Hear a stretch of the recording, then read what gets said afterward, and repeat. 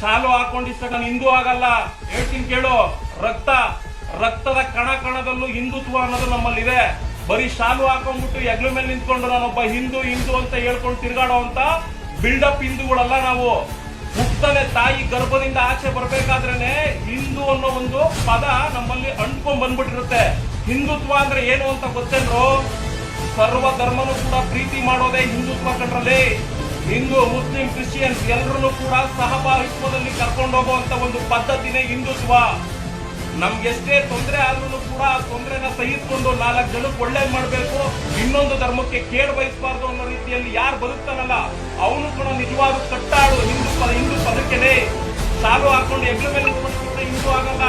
ಹಿಂದೂ ಅನ್ನೋದು ರಕ್ತದ ಕಣಕಣದಲ್ಲಿ ಇರಬೇಕು. ಅದು ಫಸ್ಟ್ ರಾಮನ ಬಗ್ಗೆ ಮಾತಾಡ್ತೀಯಲ್ವಾ, ಈಗ ಮಾತಾಡ್ತೀನಿ ನೋಡೋ.